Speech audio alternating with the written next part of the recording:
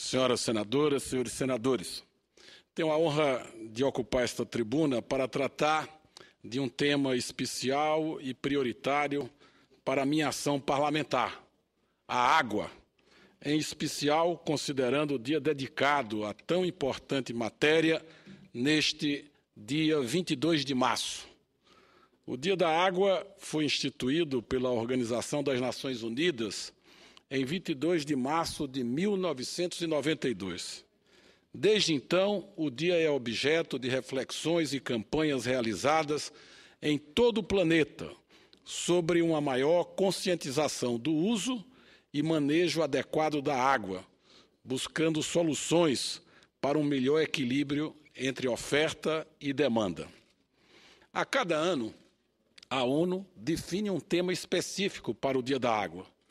Para este ano, o tema definido foi Água e Desenvolvimento Sustentável.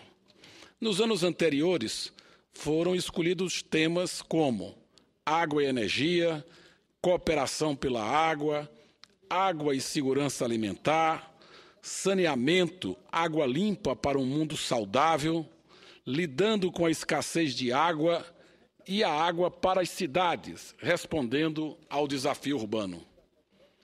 Todos os temas abordados nos últimos anos permanecem atuais e desafiadores para a nossa e as futuras gerações.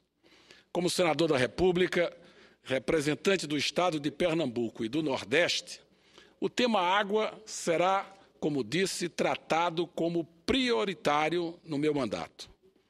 Nosso país possui algo em torno de 12% a 16% da água doce disponível no mundo, colocando-nos aparentemente em uma situação confortável, o que não ocorre na prática. A água no Brasil é mais abundante na região norte, onde temos uma população mais escassa em relação ao restante do país. 70% da população brasileira vive no litoral e nas regiões Nordeste e Sudeste, na qual vários centros urbanos, como São Paulo, Rio de Janeiro e Belo Horizonte, enfrentam dificuldades de abastecimento de água. Especialistas apontam a crise hídrica no país a, sobretudo, dois fatores. Primeiro, os efeitos do aquecimento global e, segundo, a falta de investimentos em obras hídricas estratégicas. Senhoras e senhores senadores, na noite de terça-feira, em sessão do Congresso Nacional, foi votada e aprovada a Lei Orçamentária Anual. Quero aqui apresentar meus votos de parabéns pelo trabalho e dedicação do senador Romero Jucá, relator geral da peça orçamentária. Em um ano de retração econômica, com redução dos investimentos, faço um apelo desta tribuna ao governo federal para que as obras de infraestrutura hídrica não sofram com as medidas de contingenciamento a serem anunciadas logo após a sanção da lei orçamentária. Como afirmei em ocasião anterior desta tribuna, a escassez de recursos hídricos atinge todo o país, enquanto que a região Nordeste enfrenta mais um ano de seca. É o quarto ano de da estiagem mais severa dos últimos 80 anos. A população da região Sudeste também sente os efeitos da escassez de água, situação que, tendo em vista a forte dependência da geração hidráulica de energia elétrica, afeta toda a população brasileira, com os fortes e sucessivos aumentos no custo de energia. Em recente pronunciamento realizado nesta tribuna, o ilustre senador Jorge Viana trouxe informação de que nenhuma das regiões metropolitanas de São Paulo, Rio de Janeiro e Belo Horizonte inaugurou um novo manancial ou represa de grande porte nos últimos 22 anos. No mesmo período, a população desses centros cresceu mais de 16%, chegando a quase 20 milhões de pessoas. O Brasil passou muito tempo parado sem realizar grandes obras e investimentos estruturadores. O Programa de Aceleração do Crescimento não deixa de ser uma boa iniciativa para tirar do papel obras importantes, gerando emprego e desenvolvimento. Mas, em face da retração econômica, defendi em audiência pública realizada nesta terça-feira na Comissão de Assuntos Econômicos, com a presença do ministro do Planejamento, Nelson Barbosa, que, em vez de anunciar nova fase do Programa de Aceleração do Crescimento, o governo federal deveria priorizar as ações do PAC 1 e do PAC 2, pendentes de conclusão, dando ensejo a um grande programa de sustentação do emprego. Na minha região, senhor presidente, por exemplo, as obras da transposição do Rio São Francisco precisam serem concluídas. Trata-se de um dos maiores projetos de integração de bacias hidrográficas do mundo. O empreendimento irá garantir a segurança hídrica a 12 milhões de habitantes, em 390 municípios, nos estados de Pernambuco, Ceará, Paraíba e Rio Grande do Norte, com extensão de 477 quilômetros, organizados em 2 eixos de transferência de água, o eixo norte e o eixo leste. Segundo dados do Ministério da Integração Nacional, o empreendimento apresenta 73% de execução física, sendo certo que o eixo leste conta com 71% de execução e o eixo norte com 74%. Mas para o seu pleno funcionamento, o projeto de integração do Rio São Francisco engloba também obras complementares estratégicas para os estados de Pernambuco, Paraíba, Ceará e Rio Grande do Norte, como os ramais do Agreste Entre Montes e a adutora do Agreste em Pernambuco, vertentes litorâneas na Paraíba, cinturão das águas cearenses no Ceará e o ramal do Apodi no Rio Grande do Norte. Estão em execução a adutora do Agreste em Pernambuco, as vertentes litorâneas na Paraíba e o cinturão das águas no Ceará. Trata-se de obras fundamentais para o desenvolvimento regional, que não podem de forma alguma sofrer redução de ritmo em decorrência da crise econômica. Ao contrário, devem ser priorizadas e aceleradas. Aproveito o ensejo para, mais uma vez, solicitar do governo federal a adoção de medidas para agilizar os procedimentos necessários aos lançamentos dos editais e contratação das obras dos ramais do Agreste e de Entremontes, no estado de Pernambuco. O primeiro ramal, derivado do eixo leste da transposição, levará água para a adutora do Agreste, em execução, levando água para a região com o maior déficit hídrico do país.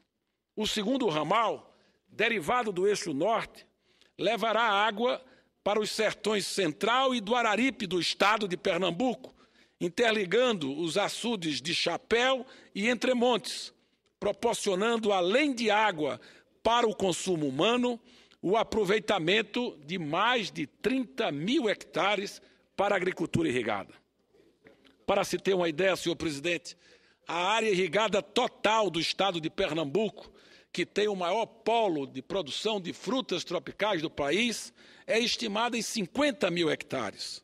Ou seja, apenas o ramal de Entremontes representa 60% do que temos atualmente em termos de agricultura irrigada. Além dessas obras importantes, atuaremos na defesa de mais recursos para a construção de barragens no Agreste, na Zona da Mata, novas adutoras, sistemas de abastecimento na zona rural e o canal do sertão pernambucano. Defendo ainda a elaboração de uma grande carteira de projetos de obras hídricas estratégicas para o desenvolvimento do país, contemplando construção de barragens, sistemas adutores, canais e eixos de integração, de modo a garantir a oferta de água para o abastecimento humano, atividades produtivas e também para a geração de energia. Se o cobertor é curto, se vai faltar dinheiro esse no próximo ano em função dos ajustes fiscais, que a gente não perca tempo, mas que encontre recursos para pelo menos identificar, diagnosticar e elaborar os projetos de viabilidade econômica e projetos executivos para que a gente possa ter constituída uma carteira de projetos estratégicos no setor hídrico. O futuro, senhor presidente, se discute e é construído agora. Daí porque a minha sugestão ao governo federal que sejam destinados recursos da ordem de 2 bilhões de reais para a contratação de projetos estratégicos de reservação, de adução de água, para fazer frente às necessidades do país, de sorte que possamos ter uma carteira nacional de projetos, evitando os improvisos atualmente existentes. O Brasil precisa de água para garantir o seu desenvolvimento e gerar bem-estar para a população. Em comparação com outras nações do mundo, o Brasil possui um reduzido consumo relativo per capita de água. Segundo matéria publicada na Folha de São Paulo, em setembro de 2014, a população dos Estados Unidos consome 575 litros dia, a Austrália, 493 litros, a Itália, 386, o Japão, 374, o México, 366, a Espanha, 320 litros dia, a Noruega, 301 litros dia, a França, 287 litros dia, e o Brasil, senhor presidente, com apenas 187 litros dia. Não se trata aqui de pretensão de estimular o consumo de água, quando é nosso dever estimular, inclusive, por meio de mecanismos de bônus ao consumidor e orientar a população a fazer o uso racional e adequado da água, e ao setor produtivo a adoção de medidas de eficientização. Os números apresentados têm o objetivo de mostrar que o consumo no Brasil é baixo pela ainda falta de acesso à água no país, principalmente das populações mais carentes, das populações difusas e das populações que habitam a zona rural do nosso país. Entendo que a questão da água não deve ser analisada de forma isolada, mas sim de forma integrada em um mesmo trinômio: água, energia e alimentos. Gostaria, neste momento, senhor presidente, de compartilhar com vossas excelências breve resumo de artigo publicado na revista americana Scientific American deste mês, da lavra de Michael Weber, vice-diretor do Instituto de Energia da Universidade de Austin, no Texas. No artigo, o professor relata que, embora seja claro que a água, a energia e os alimentos sejam essenciais para a vida dos seres humanos, deve-se considerar que esses três recursos globais têm relações interligadas, o que muitas vezes não se reflete no planejamento e nas políticas públicas aplicadas a esses setores. O estudo do professor Weber destaca a importância de resolver os problemas relacionados a esses recursos através de uma abordagem integrada, em vez de insistir na solução de problemas isolados. Por fim, senhor presidente, na qualidade de membro da Comissão Mista Permanente sobre Mudanças Climáticas, vou propor que o tema água, em todos os seus aspectos, seja abordado como prioridade neste ano no âmbito desta comissão. Estas, senhoras e senhores senadores, são as considerações que eu gostaria de fazer quando, no próximo domingo, estaremos comemorando o Dia Mundial da Água.